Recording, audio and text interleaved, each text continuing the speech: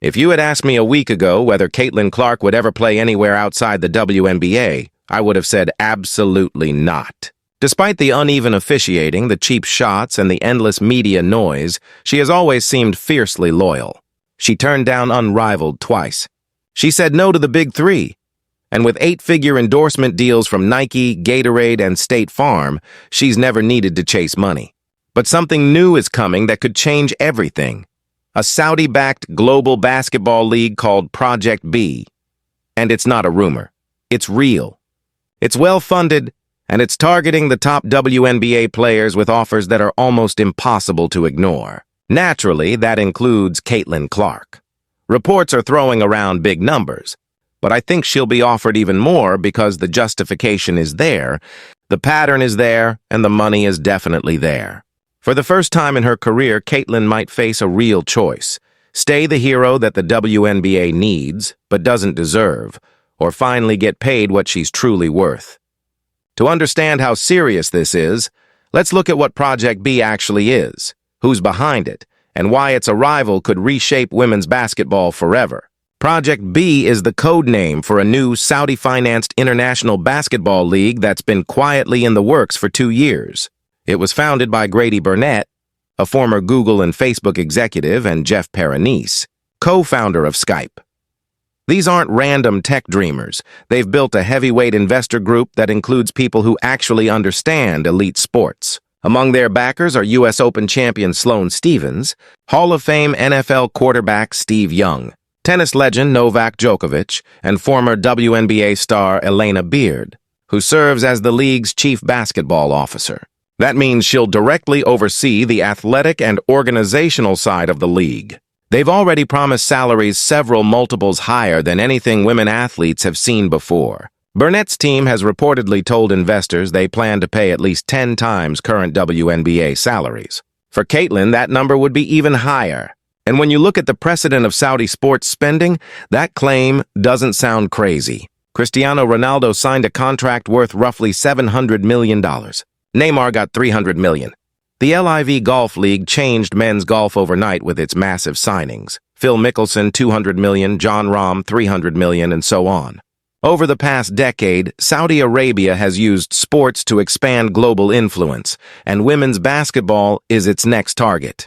Project B's proposed format is already set. 6 teams, 11 players each, competing in 7 tournaments staged across Asia, Europe, and the Americas.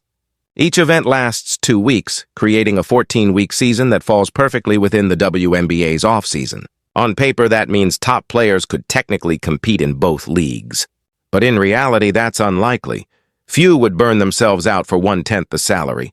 It's more plausible that Project B contracts will include exclusivity clauses, preventing dual participation. Either way, it's clear many WNBA players will jump at the chance to secure a life-changing payday. Under the current collective bargaining agreement, the proposed Supermax salary for the absolute top tier in the WNBA is around $850,000 per season. The veteran minimum is about $300,000. Now imagine a mid-level player making that minimum being offered 5 to 10 times the amount for a shorter schedule. Better travel and first-class everything. That's not just a tempting upgrade, it's a transformational opportunity. Take Sophie Cunningham as an example. A solid contributor with personality and marketability. In the WNBA, she might top out near $500,000, but in Project B, she could command $5 million. That kind of leap is irresistible. And then there's the talk about equity. Some insiders say Project B intends to give players ownership stakes in the league itself. Instead of just collecting paychecks, athletes could own a piece of the business, something the WNBA has never offered. According to multiple reports, several players have already quietly agreed to terms. Nothing public yet, but the recruiting has started.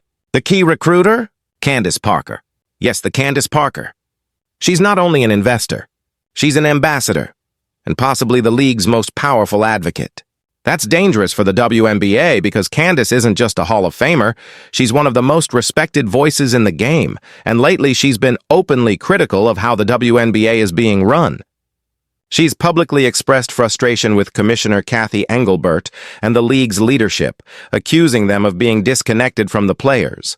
Candace shared that when she signed her broadcast deal with Amazon, Adam Silver himself texted congratulations and even sent gifts for her newborn child. Meanwhile, she hasn't heard a word from Engelbert or the WNBA office. That small detail says a lot about where relationships stand.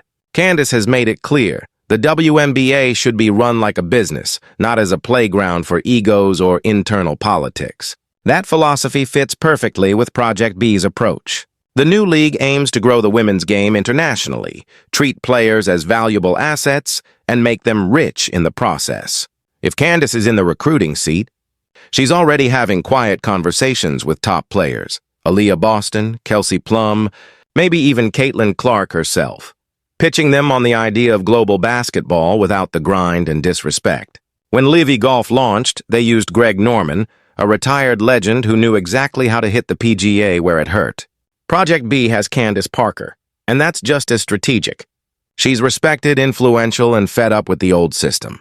With her on board, credibility skyrockets. She embodies both authenticity and power, and players listen to her.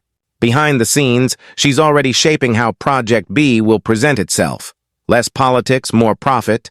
Less restrictions, more respect. And that brings us back to Caitlin Clark, the central figure in all of this.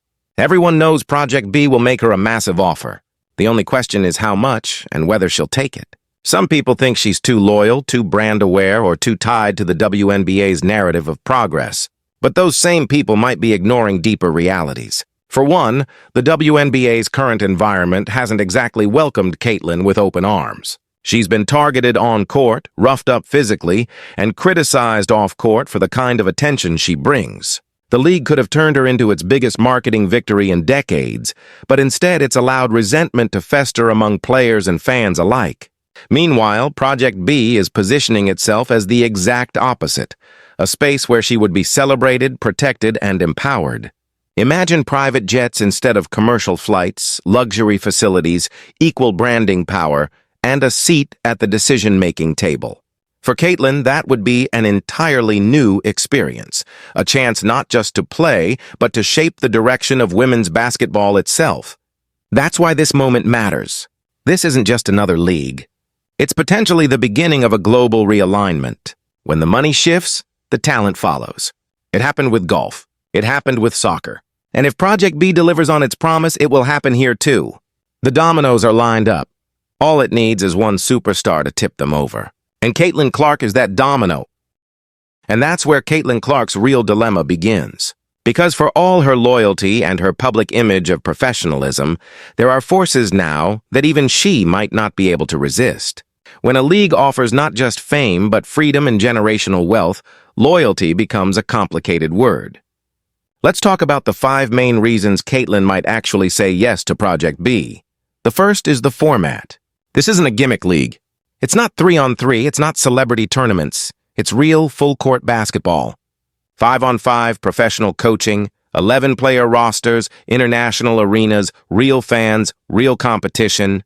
The structure matches what Caitlin has always valued, pure basketball at a high level. That alone makes it worth her attention, because every other alternative she's rejected lacked that. She turned down the Olympics, Unrivaled, and Ice Cube's Big Three, precisely because they didn't offer what she wanted most: authentic, competitive, 5-on-5 play.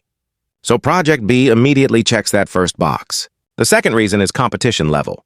Caitlin has always seen the WNBA as the pinnacle of women's basketball, the place where the best of the best go. But that supremacy only holds if the money does. Once salaries shift, so does talent. What happens if Project B lures just 4 or 5 of the WNBA's top names, Aja Wilson, Kelsey Plum, Angel Reese, maybe even Paige Buchers, by offering 7- or 8-figure deals? Suddenly, the WNBA isn't the top anymore. The hierarchy flips. We saw this happen when Live Golf emerged. The PGA once believed players would never leave because of legacy. Then Saudi money entered the chat and loyalty vanished overnight. With enough funding, Project B could do the same to the WNBA. The moment the first wave of stars signs, the best competition in the world argument collapses. And Caitlin, being a purist, will go where the best competition and biggest opportunities are. The third reason is the toxic culture she's endured inside the WNBA. Let's be honest, the league hasn't exactly rolled out the red carpet for her. From the moment she arrived, she's faced hostility disguised as toughness. Opponents have taken cheap shots. Officials have ignored it. The league's own leadership, led by Commissioner Kathy Engelbert, has downplayed her importance instead of protecting its most valuable asset.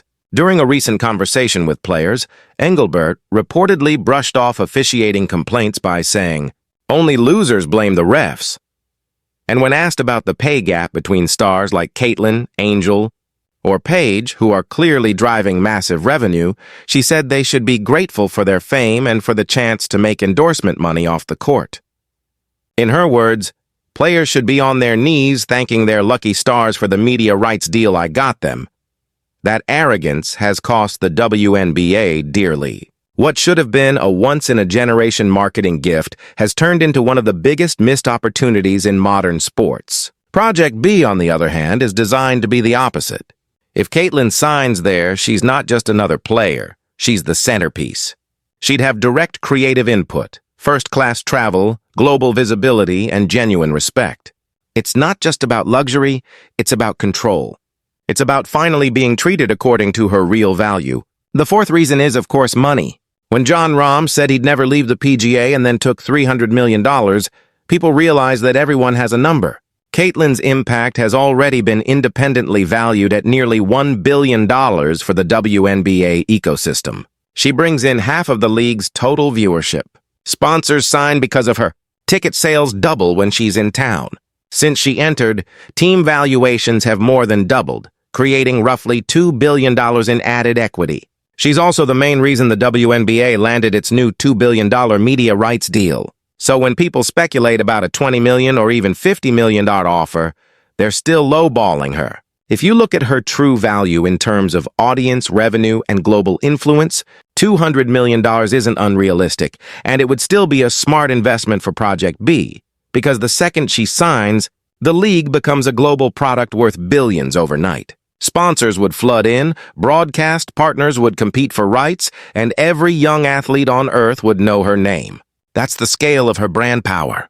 Honestly, if Project B offered $500 million for 3 years, it could still be justified by the instant legitimacy and attention she'd bring. That's how valuable she is. And finally, the fifth reason, legacy. This might be the hardest one to measure, but it's the one Caitlyn probably cares about most. Many fans assume that joining a Saudi-backed league would hurt her reputation, but history tells a different story. Diana Taurasi once took a year off from the WNBA to play exclusively in Russia because they paid her more than the entire WNBA combined. When she came back, her legacy was untouched. She was still the GOAT. If Caitlyn were to sign a massive 3-year deal with Project B, make her fortune, then return to the WNBA at age 27, still in her prime, her legend might actually grow.